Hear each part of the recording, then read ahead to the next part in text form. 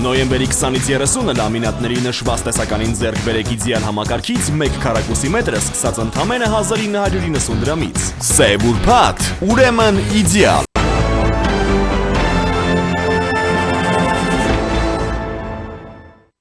Բարև ձեզ, դուք դիտում եք առաջին լրատվականը, ես Սիրանույշ Պապյանն եմ, տաղավարում ինձ հետ է մշակութային մարդաբան Աղասիկ Թադևոսյանը։ Պարոն Թադևոսյան, բարև ձեզ, շնորհակալ եմ հրավերն ընդունելու համար։ Բարև ձեզ։ Պարոն Թադևոսյան, մենք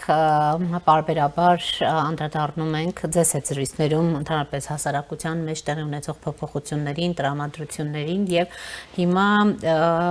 հետաքրքիր մի ժամանակահատվածում ենք 26 թվականի համապետական ընտրություններին հաշված ամիսներ 6 ամիս ժամանակ է մնացել եւ տեսնում ենք տարբեր քաղաքական ուժեր են այսպես դիրքավորվում կամ 5 քաղաքական ուժերն են նորից իրենց մասին հիշեցնել տալիս վարչապետն էլ վերջերս ասում էր որ այդ սև ու սպիտակի խոսույթից այդ պայքարից հոգնել է եւ այլն ընդհանրապես հասարակության տրամադրությունը եթե տրամադրությունները եթե չափելիս լինենք, ապա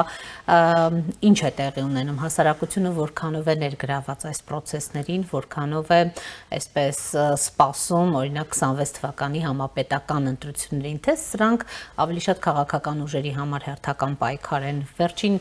տեղական ինքնակառավարման մարմնի ընտրությունները ցույց են տվել, որ 40%-ից ավելի մասնակցություն այնուամենայնիվ կա համապետականը միշտ ավելի բարձր ցուցանիշներ է գրանցում։ Ինչ իրավիճակ ունենք ձեր գնահատմամբ համեցեք։ Գիտեք, դեռ չնայած ճիշտ է շատ կարճ ժամանակ է մնացել, ըստ էության ամիսներ են մնացել ընտրություններին, բայց որպես կանոն մեր հասարակությունը ինքը ընտրությունների հենց անմիջապես նախորդին է ակտիվանում եւ ասել, որ այսօր հասարակությունը այտենց հատուկ հասարակական տարբեր միջավայրերում հատուկ այդպես քննարկումներ կան, սպասումներ կան ընտրություններից, հենց կոնկրետ ընտրություններից, կարծում եմ, որ մի քիչ չափազանցված կլինենք, բայց այլ բան է, երբ որ հասարակական տրամադրությունների վրա ազդող ուժերն են ակտիվացել, այսինքն սրանք երկու, այսպես ասած, տարբեր կողմերն են երևույթի, Եվ ինչը որ չափազանց կարևոր կարծում եմ, որ դեր կարող է ունենալ հենց ընտրությունների, որքան մոտենանք մենք ընտրություններին, այնքան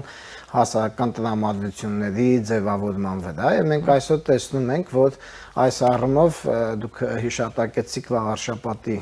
չէ՞, կարծեմ ընտրությունները։ Այո, իհարկե համայնքային ընտրությունները համապետական ընտրություններից բավականին տարբերն են, բայց դե այսօր Հայաստանը այնպիսի վիճակում է հայտնվել, որ համապետական եւ համայնքային ընտրություններին նույնպես բավական մեծ մասնակցություն ունեն արտաքին ուժերը կամ արտաքին ուժերի, այսպես ասած, օրակարգերը եւ դիսկուրսները շրջանառող, հա, ուժերը եւ առաջիկա ընտրություններում ցավոք սրտի մենք նորից դեռևս իմ կարծիքով դեռևս լինելու ենք այդ նախկիններ եւ ներկաներ երկընտրանքի առջեւ նախկինները իհարկե շատ այլ կերպարանք կստանան իրենք վերջապես հասկացել են որ այսպես ասած նախկին նախագահի եւ նախագահների եւ քաղաքական ուժերի բացահայտ դեմքով ընտրական, այսպես ասած, գործընթացներին մասնակցելը միգուցե եւ իրենց համար այդքան շահեկան չի լինի, դրա համար ձևավորում են, այսպես ասած, արբանյակներ կամ դաշինքներ, որոնք որ այդ դեմքերը մի փոքր ստվերում են, չնայած մարդիկ շատ լավ արդեն գիտեն նույնիսկ այդ նոր արբանյակները իրենք կոնկրետ ով ում հետ է կապված։ Քամին որտեղից է փչում է մեծ հաշվով։ Հա, որտեվ Հայաստանը այդքան էլ մեծ երկիր չի, մարդիկ շատերը այս կամ այն ձևով ինչ որ անձնական խողովակներով տեղեկանում են ով ում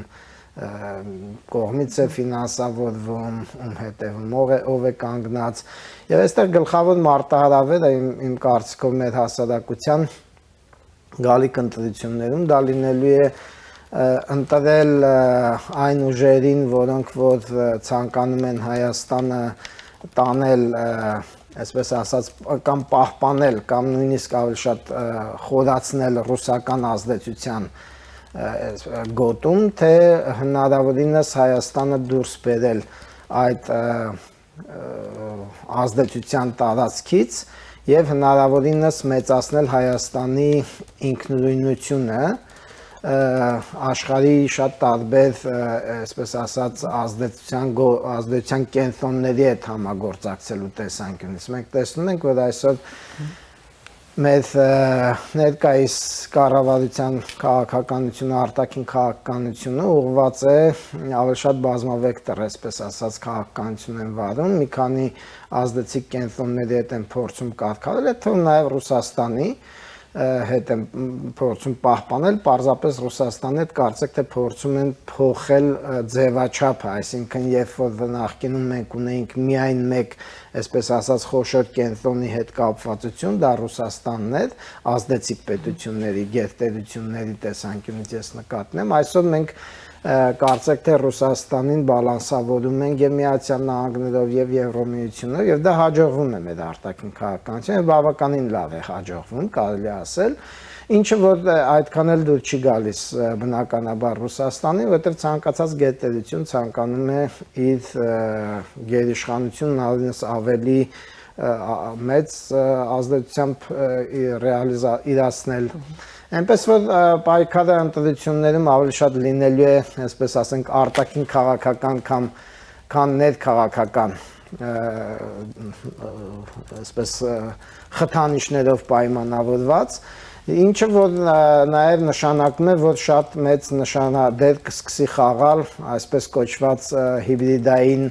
գործոնը, հիբրիդային այն իմաստով, որ Հայաստանի հասարակության վրա փորձեն ներքին ուժերի միջոցով եւ մամուլի, որոնք որ ունեն կախվածություն տարբեր ձևի կախվածություն արտաքին, այսպես ասած, աղբյուրներից կամ միջնորդավորված ձևով են կախված այդ արտաքին ուժերից, նո արտաքին ուժից ես նկատնում եմ այս պահին հիմնական Ռուսաստանն է շատ մեծ այդպես հիբրիդային բան, այսպես ասած ազդեցություն փորձելու իրականացնել մեր հասարակության տարբեր շերտերի վրա, ներարկելով տարբեր տեսակի վախեր, տարբեր տեսակի անհանգստություններ, տարբեր տեսակի տեսնում ենք ինչ կեղծ հազարավոր տելեգրամյան ալիքներ են ընդհանրապես ստեղծվում, իշխանության դեմ պայքարող հազարավոր են։ Մեկ չի, երկու չի։ Խնդիրը այն է, որ շատ կարևոր է մեր ժողովուրդը հասկանա, որ այն ինչ որ քարոզը գնում է իշխանության դեմ, շատերս կարող է իշխանության այս կամ այն գործողության հետ համաձայն չլինենք, ունենանք քննադատական վերաբերմունք, ես ինքս շատ առումներով շատ հարցերի հետ համաձայն չեմ, բայց ընտրությունների հետ կապված պետք է շատ պարզ գիտակցենք, որ մենք ներքին օրակարգեր, այնքան ճոխություն չունենք, որ Հայաստանի, այսպես ասած, ներքին օրակարգերով միայն շարժվենք, եւ մեզ պարտադրվելու են արտաքին օրակարգեր, եւ մենք պետք է հասկանանք, որ իշխանությունը այսօրվա դա մեր, այսպես ասած, բազմավեկտրության երաշխիքն է, իսկ ընդդիմությունը դա Ռուսաստանի իշխանության եւ գաղութային նույնիսկ աշտիճանի հասնող նեոգաղութային բնույթի ազդեցության ոլորտում մնալն է։ Ինչը որ չի բացառում, որ կարող է եւ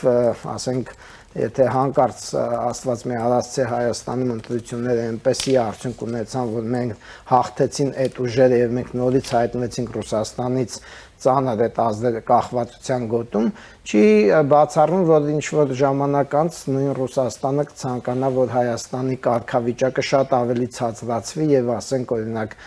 համամիութենական դառնա ինչ որ միութենական մի մաս Ես ասեմ, որ հասարակության մեջ կա ինչ-որ մի զանգված, հատված, որը որ դեմ չի լինի դրան, իրանք մեծամասնություն չեն կազմում։ Մենք համայնքի ղեկավարների նաև մակարդակով այդպիսի հայտարարություններ չեն կազմում, դրանք հիմնականում կամ այն այստեղ խնդիրը ինչումն է, նայեք, տարի մեր մոտ ուժեղանում է հատկապես 18 թվի հեղափոխությունից հետո ուժեղանում է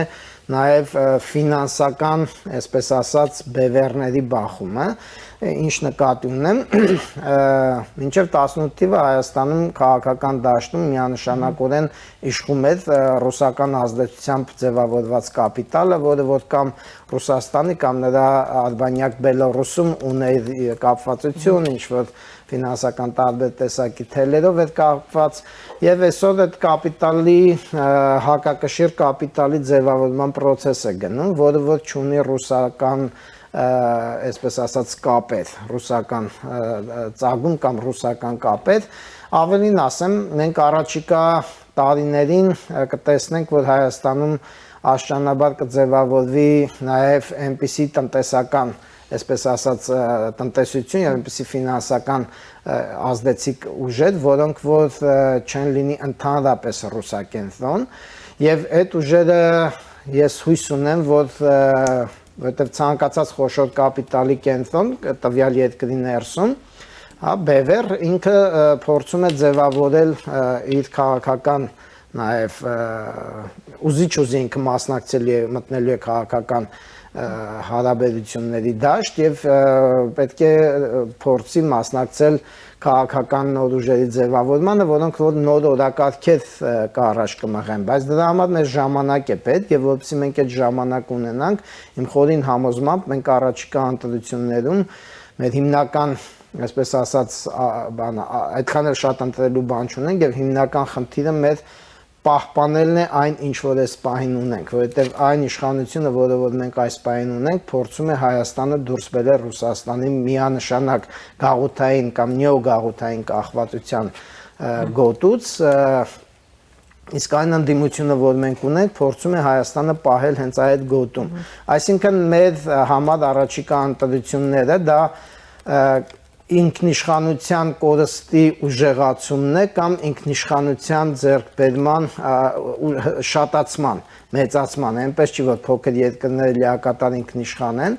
նույնիսկ մեծ երկրները այդպեսին չեն, բայց դու կարող ես քո ինքնիշխանության աստիճանը որոշես, բայց ինչի է կարևոր մեր ինքնիշխանության աստիճանի այսպես ասած բազմավեկտորացումը եւ մեծացումը, նրանով է որ դա մեծացնում է մեր անվտանգության աստիճանը, այսինքն մենք դրանով թույլ ենք տալիս ինքներս մեզ ավելի ինքնուրույն քայլեր կատարել անվտանգության ուժեղացման հարցում, ասենք օրինակ ոչ թե զենքեր գնել հնացած տեխնոլոգիաներ ունեցող այնպիսի մի երկրից, ինչպիսին Ռուսաստանն է, որը որ մեզ զենք չի էլ վաճառի,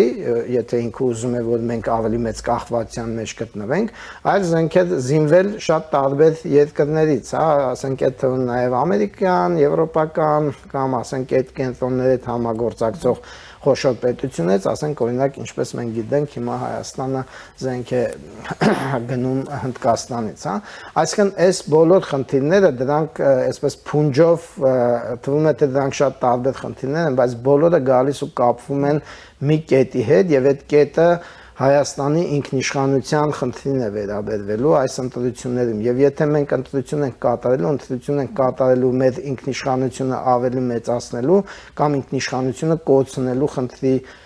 հետ ես ուզում եմ ինչ եմ ես սա շատ կարեւորում որովհետեւ շատ կարեւոր է մեր հասարակությունը այս մասին սկսի մտածել ընտրություններից առաջ այսինքն մենք ոչ թե ընտրում ենք Նիկոլ Փաշինյանին ընտրում ենք չգիտես Ռոբերտ Քոչարյանին այլ մենք ընտրում ենք մեր ապագան Եվ այդ ապագան պարզապես կապված է այս կամ այն քաղաքական բևեռի հետ, որը որ գործում է Հայաստանում։ Պարոն Թադևոսյան, անդրադառնանք այն ձեր դիտարկմանը, որ աստիճանաբար այդ կապիտալն էլ պիտի ըստ էության չունենա ռուսական արմատներ, հա, եթե այսպես ձևակերպենք, բայց այստեղ մի ուշագրավ հանգամանք կա, որքան էլ Հայաստանը խոսում է այդ Եվրամիության հետ ավելի սերտացնելու, ընդհանրապես հեռանկարը անդամ պետություն լինելու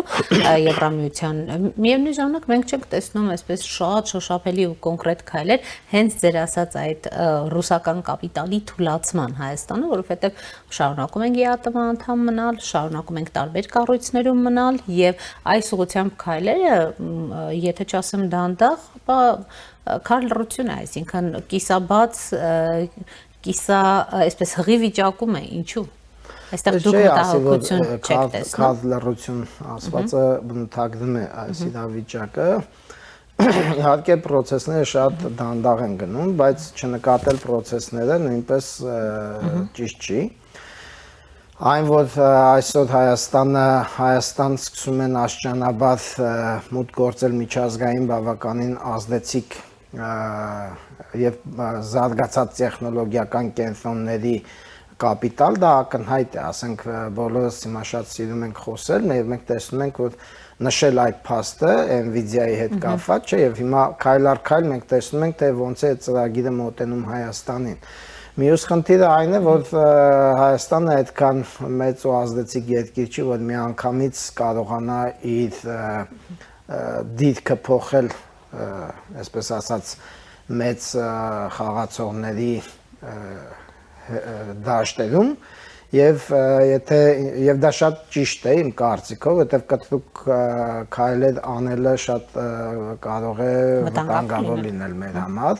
բայց նաեւ մենք տեսնում ենք, որ այդ նույն Nvidia-ից բացի վերջի շրջանում տեղեկություններ են պատտվում այլ խոշոր,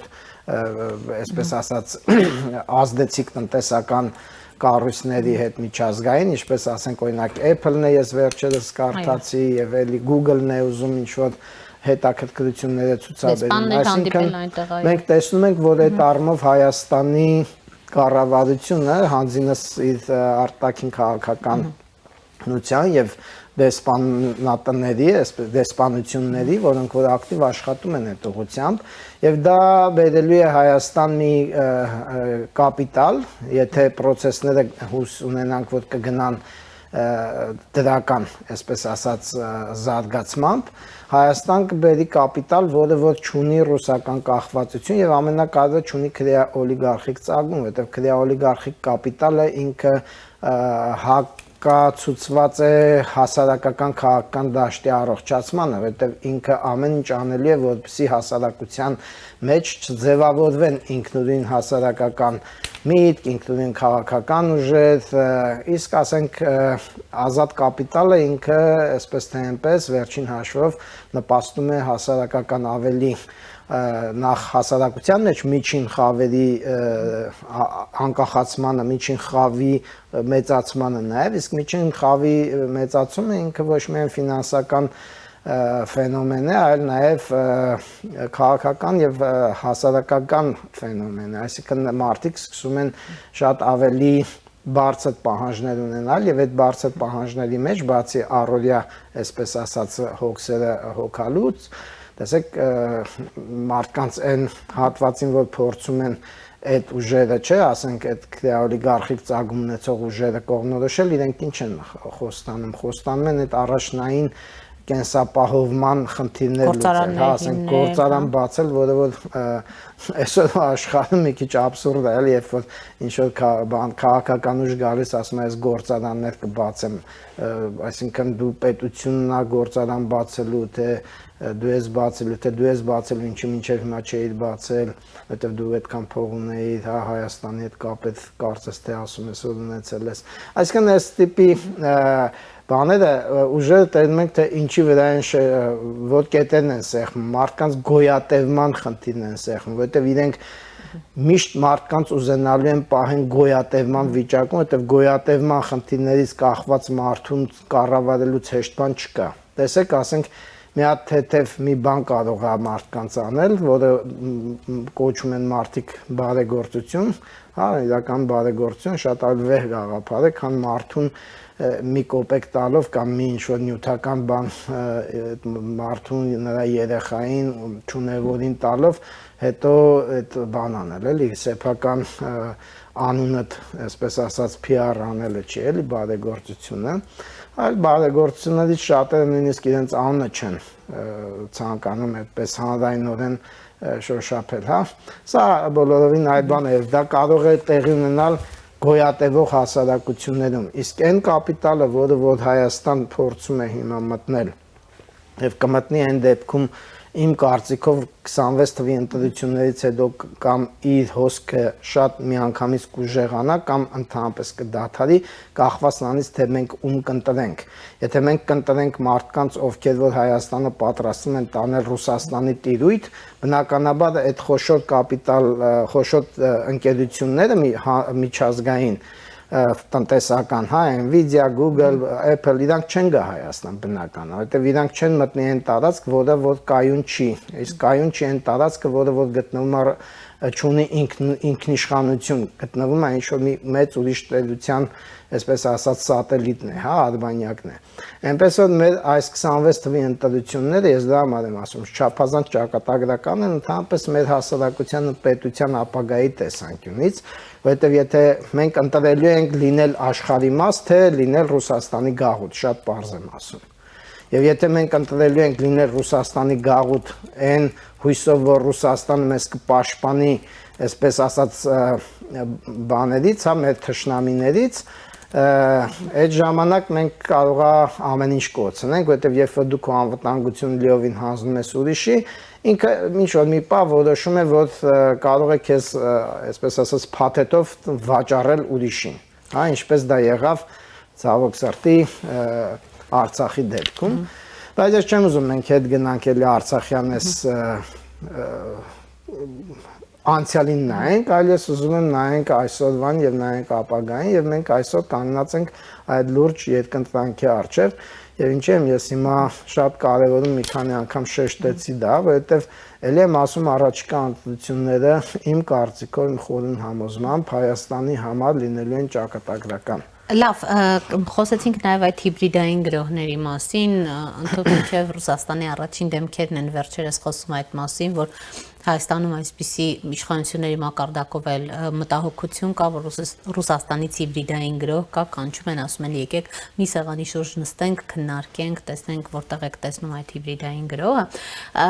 Պարոն Թադևոսյան, ձեր գնահատում, որքանով է Հայաստանը կամ Հայաստանի իշխանությունը իսկապես կարողանում բացի հայտարարություններից այդ հիբրիդային գրոհների դեմ ինչ որ առումով պայքար մղել, քանի որ ինչպես նշում եք ճակատագրական ընտրություններ են լինել Ռուսաստանի գաղութ, Ռուսաստանի, այսպես ասած, ճնշման ներքո, թե լինել աշխարհի մաս։ Շատ կարևոր հարց եք տալիս, այն որ Ռուսաստանը իրոք իր համար շատ կարևոր են 26 թվականի ընտրությունները, դա ակնհայտ է։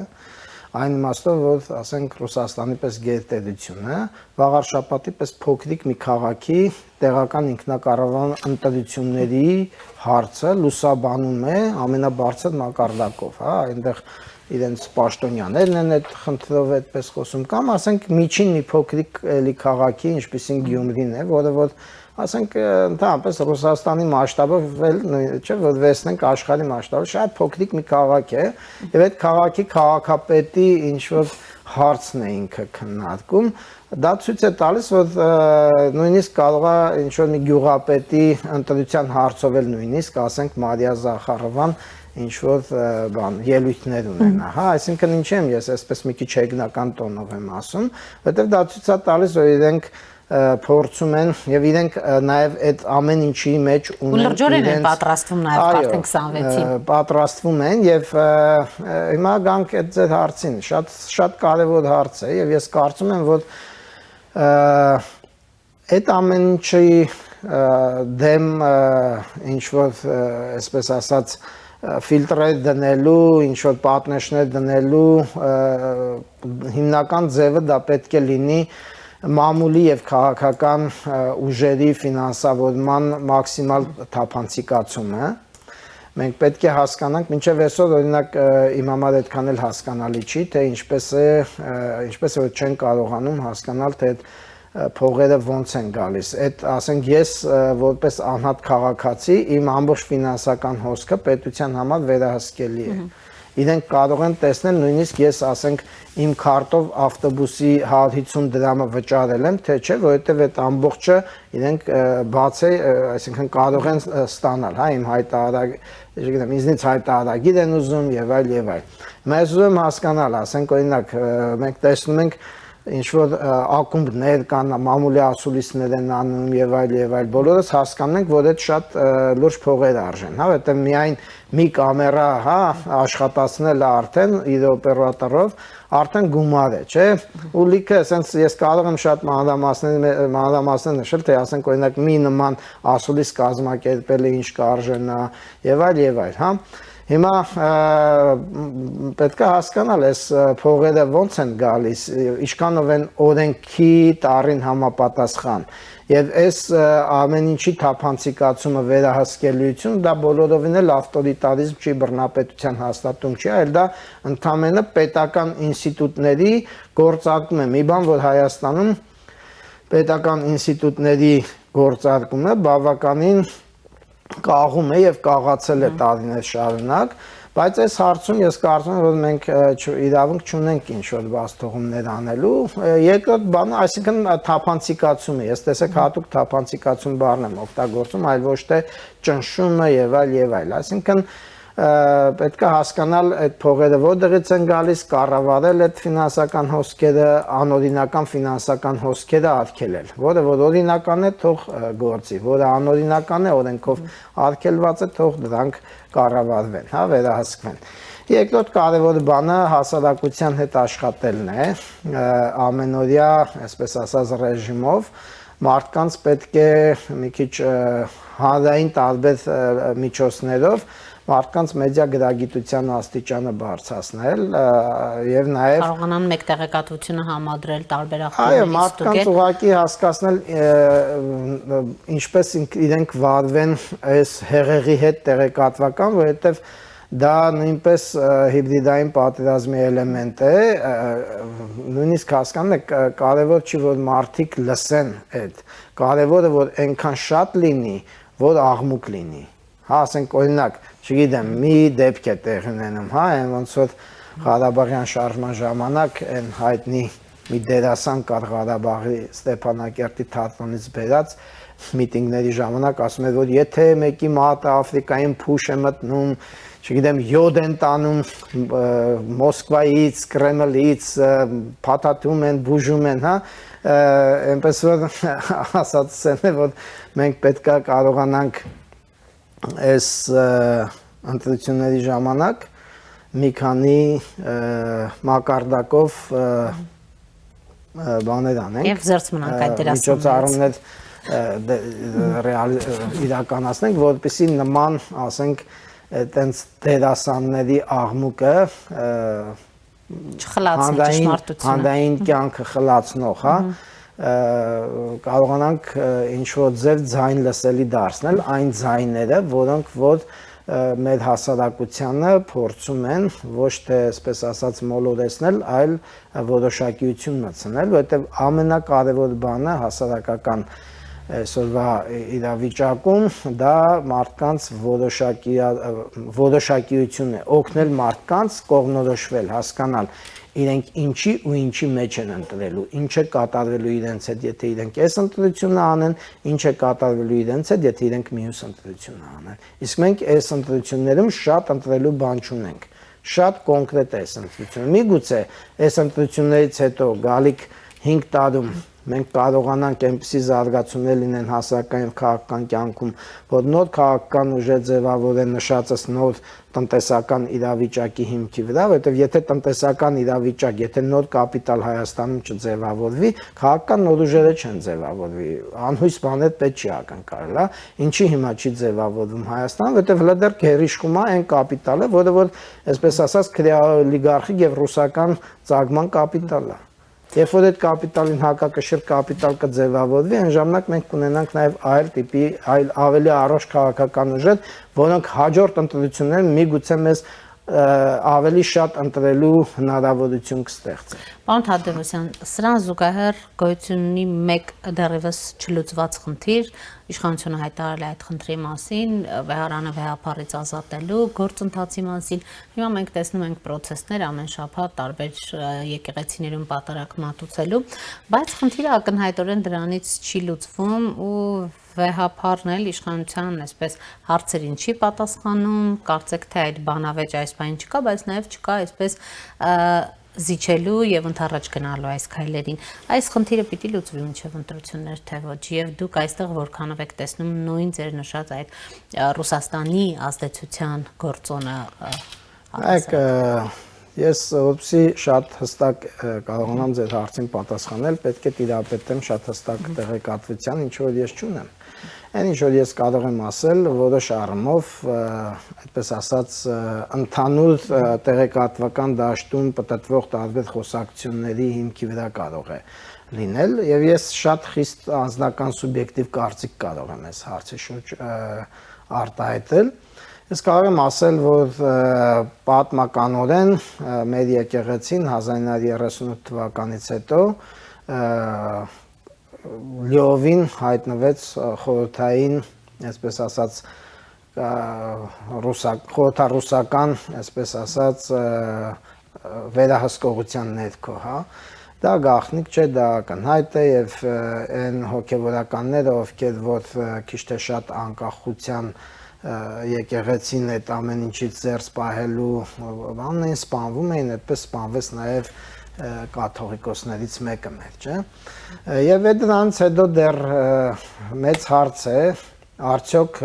մեր եկեղեցին անկախությունից հետո այդ ազդեցությունից դուրս է եկել։ Ես չգիտեմ։ Ենթադրում եմ, որ դուրս չի եկել, դատելով նրանից, թե ինչպես են ռուսական ամենաբարձր աստիճանի պաշտոնյաները մեր եկեղեցականներին տարբեր առիթը բաց չեն թողում, ամենաբարձր կարգի եպիսկոպոսների եւ այլ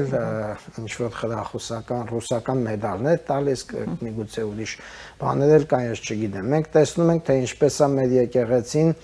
կապված ռուսական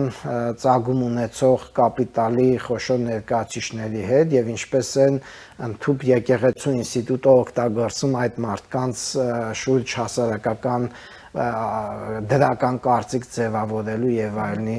նպատակով։ Այսինքն մենք տեսնում ենք, որ եկեղեցին զերծ չէ քաղաքականությունից, միանշանակ ինքը քաղաքականության դաշտում է եւ քաղաքականության դաշտում ինքը հստակ ունի այսօրվա իշխանությանը դեմ դիրքորոշում, իսկ այսօրվա իշխանությունը ինքը նշածս այդ բևեռներից ինքը ամեն դեպքում ռուսական իսկ իշխանությունների կողմից եւ իր խոսափողների կողմից չի ընկալվում որպես Ռուսաստանի հլուհնազանդ գործիքը։ Այսինքն մենք տեսնում ենք, որ այստեղ մենք խնդիր ունենք եւ եթե դա այդպես է, ապա իհարկե եկեղեցու քաղաքականացվածությունը ապա քաղաքականացնելու խնդիր կա եւ այդ ապա քաղաքականացման խնդիրը եթե կապված է եկեղեցու ամենաբարձր այսպես ասած, չգիտեմ, խորհուրդը ինչ է իշխանությունը, հա, վերափոխելու հետ, ապա դա տեղի կունենա, որտեղ Հայաստանը ունի այլ խնդիր,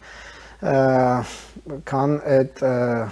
հարցը լուծել է այս պահին եւ 26 թվականի ընտրությունները հենց այդ խնդրի լուծմանն են ծառայում, ես նշեցի, եւ եկեղեցին պետք է զերծ պահվի ընտրությունների վրա ազդելու հնարավորությունից եւ գործիքներից, որտեղ եկեղեցին դրա համար չի, որ ինքը իր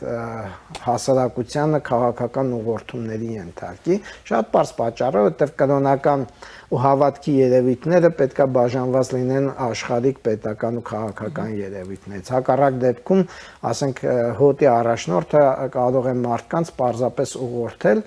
այս ամեն կրոնական ու հավատքի հետ կապված ազդեցությունը իր օգտագործելով իր քաղաքական ազատ կամքի վրա բռնանալու միջոցով նույնիսկ, որովհետև եթե մարդուն ունենք չէ համայնքներ եղան, որտեղ որ այդ վանականները, վանահայրերը են, թե ինչ են, հա, բան էին արել, որ նա որ չգիտեմ Փաշինյանի կողմնակից է թե ինչ չմտնի եկեղեցի։ Տեսեք, սա եկեղեցականին անհարիր պահվածք է։ Այսինքն ինքը արդեն, տեսեք, մարդկանց վրա ճնշում է գործադրում։ Իսկ այս տիպի բաները չպետք է թույլ տալ եւ պետք է բացառել։ Թե ինչպես արդեն այս խնդիրները կլուծվեն, այսինքն գոյություն ունի խնդրեմ։ Իմ ասած այն է, որ մենք տեսնում ենք գոյությունի խնդրեմը եկեղեցու քաղաքականացվածությունն է, եւ այդ քաղաքականացվածությունը կարծեք թե ավելի շատ ռուսամետ է, հա, շատ պարզ ասենք, այդ իմ անձնական կարծիքն էլի եմ ասում, եւ եթե սա իրականությանը համապատասխանում է, ապա այս երևույթը մեր հասարակական քաղաքական կյանքի վրա բնականաբար բացասական, ինքնին բացասական երևույթ է եւ պետք է այս երևույթը բացառել։ Թե ինչպես կբացառվի, դա արդեն տեխնիկայի խնդիր է, հա, ասենք վարչապետը ամեն շաբաթ մի պատարակ կանի, թե ինչ կանի, կգնա կմասնակցի, ինչպես ինքը կզրկի եկեղեցուն իր իշխանությունից, դա տեխնիկական խնդիր է, էլի եմ ասում։ Բայց այն որ եթե եկեղեցին իր իշխանությունը օգտագործել է քաղաքական նպատակներով, այն էլ Հայաստանի, այսպես ասած, ինքնիշխանության դեմ, ապա իհարկե այդ դեմ ինչ-որ քայլեր պետք է ձեռնարկվեն, հա։ Սպասենք, հետևենք իրադարձությունների զարգացմանը, շնորհակալ եմ զրույցի համար։ Առաջինի տաղավարում զրուցում էի մշակութային մարդաբան Աղասի Թադևոսյանի հետ։ Կհանդիպենք։